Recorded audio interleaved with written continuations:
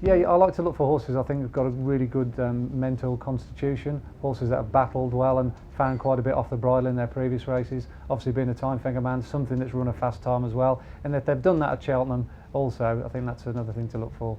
Well, Cheltenham is a unique challenge, and you do probably need a horse that's been there before and done it. I think there's certainly a lot to be said for looking at tracks you know, I've heard people talk this year about Huntingdon being a terrible place to go and run a trial in. But also, you know, people back horses that have run at Doncaster or Haydock or Kempton, all flat tracks.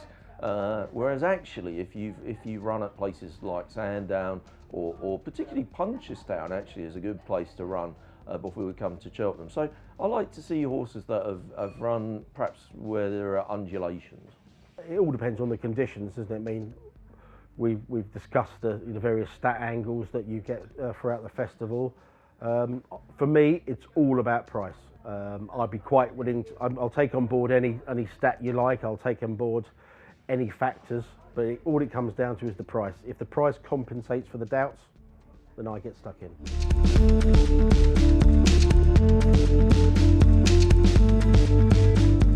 The Gold Cup specifically, I think it's a danger to back horses that have run hard races in the Gold Cup previously. I'd probably say horses that have gone around the track before, if they've run around Cheltenham, it's got to be a massive advantage.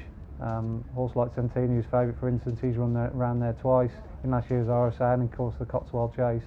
Horses that haven't run at Cheltenham got that experience have obviously got to be at a disadvantage. You know, a real kind of lungs bursting run in the Gold Cup can really ruin a horse's career.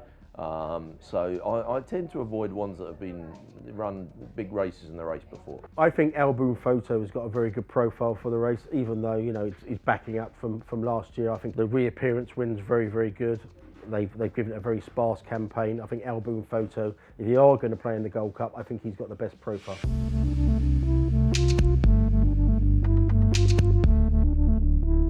The offers is obviously a good thing if you're quite a small punter and you just want to bet in, you know, kind of tenors or whatever.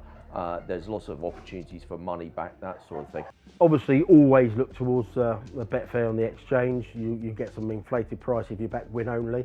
I'd say don't be frightened to have one or two or even three each way bets in a race.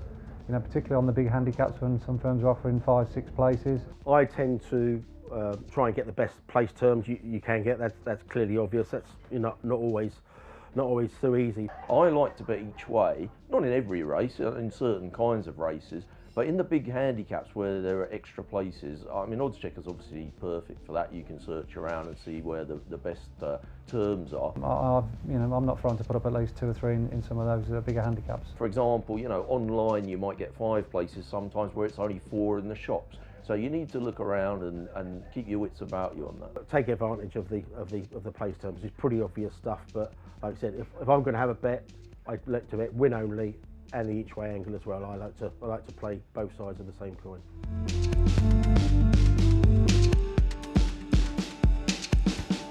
I like mostly to bet at Cheltenham in the handicaps. I mean, I do bet in every race at Cheltenham. But there'll be races where I just have a couple of small win bets and don't really get too involved. Wherever I can get the best prices about it. I don't have any set agenda as a punter. I won't go near a bumper, I won't go near the cross-country race, I probably won't go near the Fox Hunters race, but anything else is all about the price. You know, some of the handicaps, I might have half of my turnover for the day in just one handicap of the day. Where they're offering good place terms, I might often bet 4 or 5 horses in the race. If I can get a far bigger price than I'm expecting, then I play, and I haven't got any qualms about, you know, tipping 2 or 3 in the same race. I haven't got any qualms about backing 4 or 5 in the same race. I like to make a book, and I like to oppose horses that you know, I just don't think the price, you know, is particularly you know, relevant for my betting purposes. You know, if you're getting decent prices, Cheltenham's a place where you can bet 25 to 1 chances in handicaps and not feel at all worried that they haven't got any chance. Probably the Novice hurdles. Again, the Supreme Novices hurdle is a good race to bet on because a lot of firms will be dangling a carrot at 4 and 5 places. I think that's a good each way angle. Also the Triumph hurdle as well. I think that's another race I do particularly like to get involved in.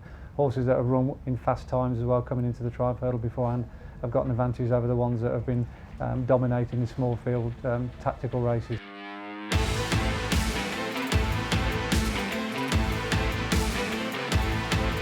Well, as a professional punter, the best thing about the Cheltenham Festival is that I can pretty much get on whatever I want without even having to think about it. I always say that I'd rather tip a winner rather than back a winner, and I stand by that. I mean, obviously everyone likes to win financially, but when you do tip a winner and people go on Twitter and social media and praise you, when people other than yourself win on the back of your recommendations, it's a bigger fillet for me. I get more out of tipping. Just backing a winner there is just better than backing anyone else. Everyone says, well, there's a 5-2 winner's a 5-2 winner, but it means more when it's at the Cheltenham Festival. It might be an ego thing, I'm not sure, but as long as you backed it yourself, yeah, I'll take both sides.